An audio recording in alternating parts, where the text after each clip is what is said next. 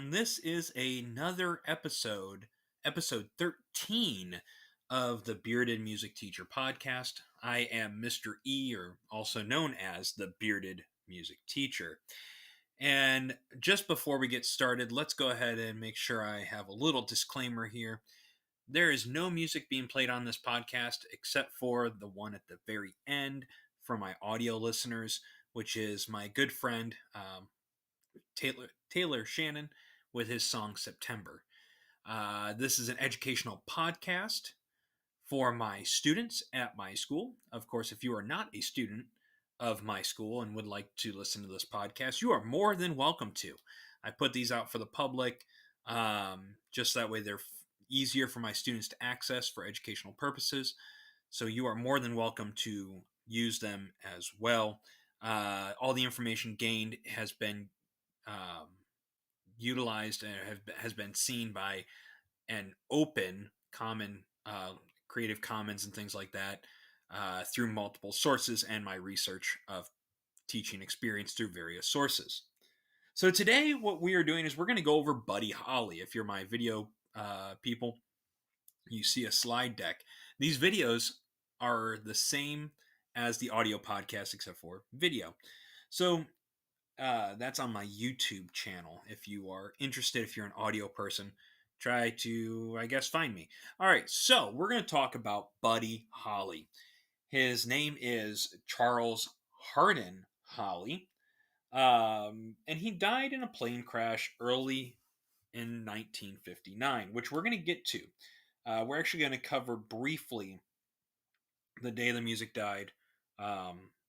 Just very, we're going to touch on it with that.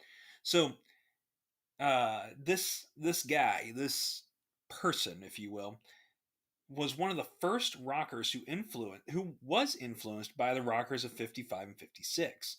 He grew up listening to Elvis, Little Richard, and Chuck Berry on the radio. In early 56, Columbia and Decca offices in Nashville were looking for a rockabilly group to compete with Elvis. Buddy signed with Decca, and it didn't go well, and he was dropped. And it wasn't the fact that he was like a bad person; it was just he didn't produce enough in the way of hits and could compete with that as what they thought. So Buddy Holly and the Crickets, recording with Norm Petty in his independent studio in Clovis, New Mexico, ended up getting more notoriety. He was then picked up by a subsidiary of Decca known as Coral, and then they kind of passed it along and officially signed under Brunswick, which is another subsidiary of Decca. So he kind of was passed back and forth, back and forth. And he was the first one, if you look up a picture of Buddy Holly, the thing that set him apart from everyone else of this era was he was the first rocker to go on stage with his what later became his signature horn-rimmed glasses. He had these very thick rimmed glasses, and he would wear those. I mean, they were his glasses, and a lot of people um, view him as a visionary when it came to music. I've seen a couple documentaries on him, and people that were interviewed were looking back on his life, and they were like, "Man, he must have wrote a lot of material because there's a lot out there. There's actually a lot out there that wasn't released initially, or that were in sketches that he had. And what we mean by sketches is a music term, it's a composer term where he had written lyrics and song structures, but they never were either formulated into a full out official hit or official release, or it was a case of he had it already recorded, it was just never released. And we have a lot of those actually as professional musicians and bands. Same with like Elvis. They have a lot of other recordings or other variations of different things They just never see the light of day. And so this Texan, or specifically from Lubbock, Texas, produced quite a bit. And the people were the one person I can't. It was a woman in this documentary. She was saying she was very religious, and she said that he must have known, meaning Buddy Holly, known that he was going to die at an early age. He died. I think it was somewhere in his 30s. I want to say. Let's see. Let's see if I have it down at the bottom of my notes. I skipped ahead. Oh no. All right. Well, anyways, I can't find it.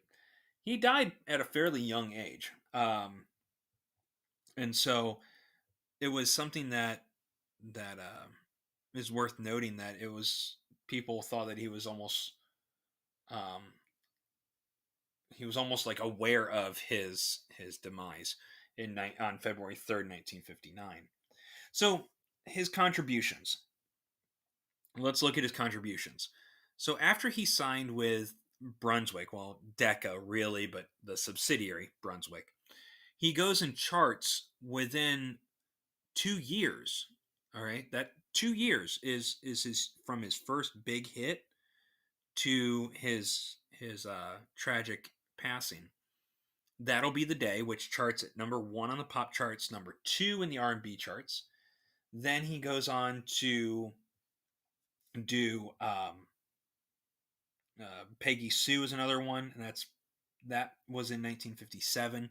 It placed on the third spot, I think it was, on the pop charts, and second in the R&B charts. Oh Boy didn't place as high. It was 10 in the pops, 13 in the R&B. Maybe Baby, 17 in the pops, 4 in the R&B charts, and that was in 58. Now the song Never Fade, Not Fade Away, was um, was covered by the Rolling Stones. Linda Ronstadt even recorded a cover of "It's So Easy," and that one is actually also on the Buddy Holly story. That's I call it a rockumentary. Gary Busey plays the role of Buddy Holly on that one, and the Beatles covered um, Buddy Holly by doing "Words of Love." Now, Oh Boy was Holly's stylistic approach. He didn't write the song, but his stylistic approach was very open country style guitar accompaniment. The song is actually in what we call an AABA format with verses based on the 12 bar blues. So I bring that up to my students because we talked about blues earlier in the semester uh, when we talked about the pre rock kind of thing. And I go over exactly what the traditional 12 bar blues is, where there's a prescribed amount of measures that total to 12 measures or bars, and they follow a certain chord progression using the 1 chord, the 4 chord, and the 5 chord, meaning the first note, the first scale degree, the triad or the chord built on the first scale degree of the key, then the fourth, which is the fourth scale degree. So if you're a singer, do, re, mi, fa on fa, and then so. And they use 7 chords typically with those to kind of give it a little more flavor to them. Which, coincidentally enough, the cadences, there's actually a tie back even further in music history, back even to like Bach and Beethoven and Mozart and Haydn and Handel, and going back and back and back in time, where we have these cadences of using 1, 4, and 5 to use in exclusively in music. Now Beethoven breaks the mold more. Mozart started to do that as well. We start seeing the classical era of music where we kind of break that down. But anyways, there's a connection there. All right, there's a connection there with the 12 bar blues. And he even blends the AABA form um, with the idea that there is a Tin Pan Alley esque kind of sectional verse chorus. So if you're one of my students, you know that the sectional verse chorus is very, very important, especially when we also get to the Beatles. So again, we're just passing this along, The Beatles were influenced by Buddy Holly, as well as other artists. For example, when we look at Bill Haley, I mentioned in my last podcast, the Beatles, Paul McCartney was influenced by Bill Haley in the Comets. So Peggy Sue, when we talk about Peggy Sue, oh boy, was that stylistic approach of AABA, and we do something with that in the classroom. If we have time, we look at it and we map it out, where we look at both the 12 bar blues and then we look at the overall arching format of the sectional verse chorus form to tie everything together. But Peggy Sue I also use because that has a different drum pattern than any of the songs out there. What the drummer does is he only uses the toms. Now, if you're a drummer, you know what I'm talking about. On a drum set, we have the bass drum or the kick drum where we use our foot. And I'm only talking about drums, not necessarily cymbals. Then we have the snare drum that usually sits right between our legs as drummers.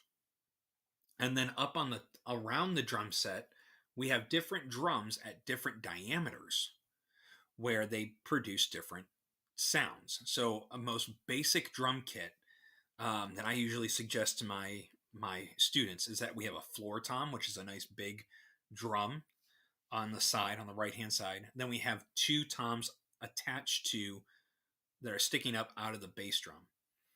And what he did is you can actually mimic this also by taking off the snares, like turning off the snares of the snare drum. So if you're a snare drummer or you're a drummer, you know what I'm talking about. There's a little lever where you can turn off the snares.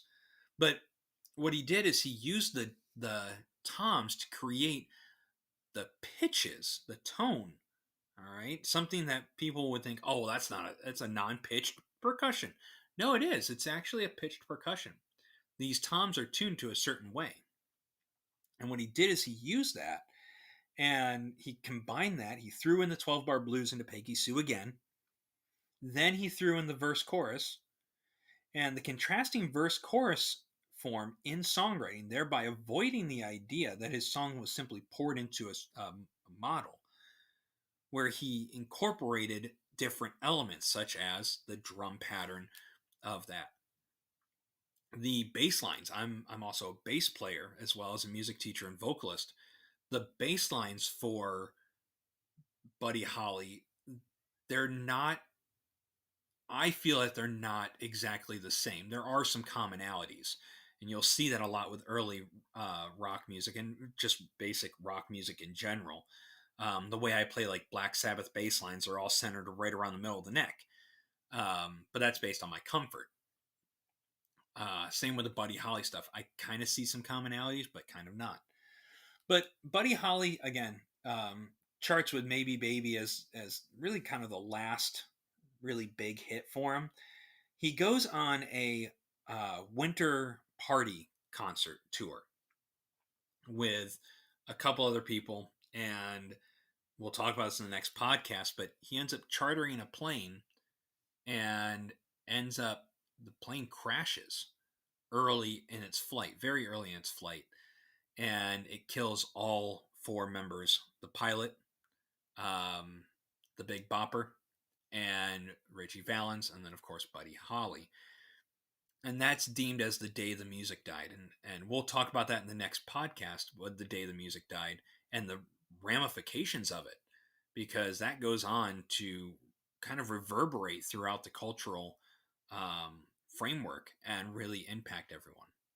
So if I were to recommend listening to Buddy Holly, listening snippets or singles or things like that, I would do That'll Be the Day, Peggy Sue, and Oh Boy. I would also recommend doing Not Fade Away and It's So Easy. Those two you'll hear again in my discussions with the Rolling Stones. And then, of course, It's So Easy is such a good song. Not a lot of people give it credit. Everyone's like, oh, That'll Be the Day or Peggy Sue. No, there's other ones. Not Fade Away is great, and a lot of people go, oh, that's not Buddy Holly. No, it's a legitimate almost carbon copy, I feel, of Buddy Holly's Not Fade Away. And it's so easy when done by Linda Ronstadt. Do yourself a favor. Listen to that. Listen to the original. Compare them side by side. There's some great things there that Linda does as a artistic interpretation of it that is really interesting and does pay homage quite well to the artists of Buddy Holly.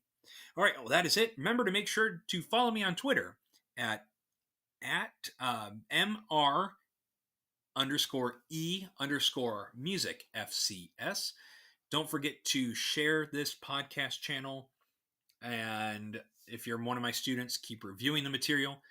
And thank you for listening to this as we rock and roll through rock history.